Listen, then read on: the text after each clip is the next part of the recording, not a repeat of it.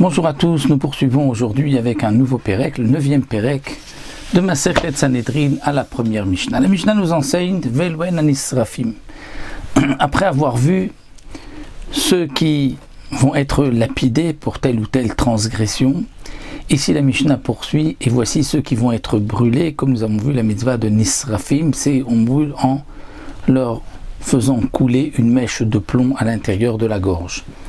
Donc une mèche de plomb brûlante à l'intérieur de la gorge, c'est la manière dont on tue quelqu'un par la mita de Srefa. Velwen Anisrafim, voici ceux qui pour telle transgression seront brûlés. Abba Alisha Ubita, celui qui a une relation avec une femme et avec la fille de cette femme, c'est ce qui est marqué dans la Torah, il y a une interdiction d'avoir une relation avec une femme et sa fille. Donc, Isha Ubita, donc une femme, Isha Ubita, c'est-à-dire, nous explique le Barthénoura, une femme dont il a déjà épousé la fille, c'est-à-dire avec sa belle-mère par exemple. Lorsqu'il a une relation avec sa belle-mère, il est donc avec une femme et avec sa fille.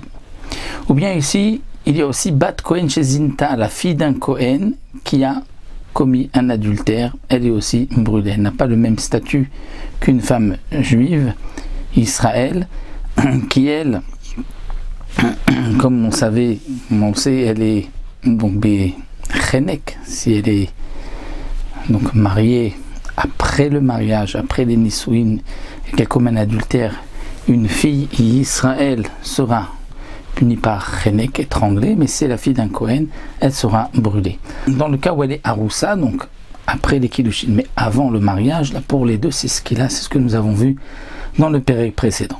La Mishnah continue et nous dit Yesh Bichlal Isha Ubita. On va maintenant préciser que signifie l'interdiction d'une femme et de sa fille. Il y a donc dans cette interdiction de Isha Ubita, Bito, sa propre fille, c'est-à-dire sa fille, et comme nous explique les Mefarshim, Bito mais Anusato, c'est-à-dire non pas la fille de sa femme, puisque ça nous l'avons déjà vu, Isha Ubita, mais la fille de, non pas sa femme, mais d'une femme qu'il a violée, donc il a une relation avec la mère, et maintenant avec sa propre fille de cette femme-là, mais elle n'est pas sa femme, puisque il l'avait juste violée, mais elle rentre dans l'interdiction, puisqu'en fin de compte, il y a une relation avec une femme et avec sa fille. Donc il y a Bito, sa fille, Bat Bito, la fille de sa fille. Là aussi, on parle que donc il a eu cette fille avec une femme dont il a violé, donc la petite fille de cette femme, qui est sa propre, il a violé une femme, il a eu une fille, et si maintenant il a une relation avec la fille de cette fille, donc c'est, même si c'est en deux générations, puisqu'il y a la fille et la grand-mère, malgré tout ça rentre dans l'interdiction. Ou Bat Beno, ou bien la fille de son fils, s'il a eu cet enfant avec une femme qu'il a violée. Donc là aussi, Bat Beno, donc la grand-mère et la petite fille rentrent dans l'interdiction. Ou Bat Ishto, ou la fille de sa femme, même si ce n'est pas sa propre fille à lui. Donc c'est sa femme et la fille de sa femme. Ou Bat Bita, ou la fille de sa femme, donc la petite fille de sa femme, parce qu'il a donc sa femme et la fille ou la petite fille. Ou Bat Bena, ou la fille de son fils, de sa femme. Ou Chamoto, sa belle-mère, puisqu'il a déjà épousé la fille. Ve'em Chamoto, et la mère de la belle-mère. Ve'em Chamiv, et la mère de son beau-père. Rentre aussi dans l'interdiction de Isha ou Bita, d'une femme et de sa fille. Donc ça c'est pour les Nisrafim. Voici ceux qui vont donc être brûlés. Velwen Aneragim, voici ceux qui vont être tués, décapités. Harotseach, l'assassin. L'assassin sera tué par l'épée. Rotseach, il est décapité. Vanchi Iranidachat.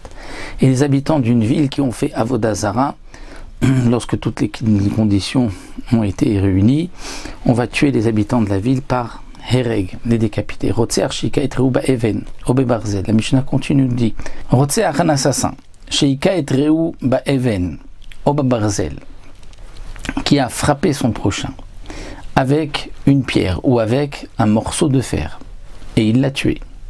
Ou bien Chavash alav letor hamaim. Il a attrapé sa tête, il l'a noyé, donc il l'a bloqué, il l'a empêché de sortir de l'eau.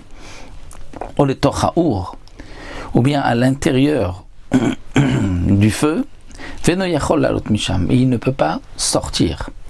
Donc celui qui l'empêche de sortir, c'est un assassin, va mettre, l'autre est mort, chayav, il est chayav mita. Il sera donc décapité. Mais dechaf ou les tochamaim, si quelqu'un a poussé une autre personne à l'intérieur de l'eau, les tochao, ou à l'intérieur du feu, viachol lalot misham. Et la personne aurait pu sortir de là-bas. Et malgré tout, elle n'est pas sortie, va mettre, là il est patour, étant donné que ce n'est pas lui qui l'a tué. L'autre aurait pu sortir, il n'est pas sorti. Shisab et Takel, si Réhouven a excité un chien contre Shimon, et ce chien a tué Shimon. Ou bien Shisabo est un Nachash, il a excité un serpent contre Shimon et il l'a tué, Patour. La Réhouven est Patour. Pourquoi? Parce qu'on considère que c'est le chien qui l'a tué, c'est le serpent, ce n'est pas Réhouven. Mais Hishirbo est un Nachash, dans le cas où il l'a fait mordre par un serpent. Comment? C'est-à-dire qu'il a attrapé la tête du serpent et il l'a amené proche du corps donc de Shimon et le serpent l'a mordu. Eh bien, Rabbi Yehuda Mechayev, Rabbi Yehuda dit que Réhouven est chayav. Chachamim disent non, il est patour. Pourquoi? Nous avons ici une marloquette, comme explique le Barthénora au nom de la Gemara. Est-ce qu'on considère que c'est le serpent qui l'a tué ou c'est Réhouven qui l'a tué? Pour Rabbi Yehuda, il considère que le venin du serpent est déjà entre les dents. Et donc dès qu'il fait toucher les dents du serpent sur la peau de Shimon, ça y est, il le tue. Donc c'est lui l'assassin. Pour les Chachamim, non. C'est le serpent qui va faire sortir son venin. Donc lui ne l'a pas tué. Il a fait juste une gramma, juste, bien sûr c'est déjà grave, mais il n'est pas condamné à mort pour cela parce qu'il l'a tué indirectement, il a amené le serpent, et c'est le serpent en fin de compte qui a fait sortir son venin et qui l'a tué. Amake et Ravero, celui qui frappe son prochain, Ben Ba Even, que ce soit avec une pierre, Ben Ba Egrof, avec un poing, avec son coup de poing, Va Amadou Lemita, et on a évalué que le coup est mortel. Veukal mimashaya, mais ensuite celui qui a été frappé, on voit que il va mieux, mais la charmikan irbid va mettre et ensuite il rechute et il meurt. Chayav, il est chayav. Pourquoi? Parce qu'on considère que c'est le coup qu'il avait reçu qui l'a tué. Même si entre-temps il avait l'air d'aller mieux, mais on considère que c'est le coup de pierre ou du poing qui l'a tué, étant donné qu'au départ on avait évalué que ce coup était mortel. C'est vrai qu'ensuite, lorsqu'il allait mieux, comme dit le Barthénora, on a évalué, on a vu que ça y est, il va vivre. Mais comme ensuite il est retombé, il a rechuté, on considère que c'est par donc, la pierre ou le poing. Mais Rabbi Nechemia a dit non, pas tout. Pourquoi? Chez Raglaim la Davar. Pour Rabbi Nechemia, on considère que Raglaim la Davar, c'est-à-dire qu'il y a des pieds à la chose. C'est d'habitude certainement que ce n'est pas lui qui l'a tué. C'est-à-dire que, étant donné qu'il allait mieux, donc on considère que ce n'est pas le poing ou le coup de pierre qui l'a tué. Et pour Rabbi Nechemia, l'assassin sera donc Patour.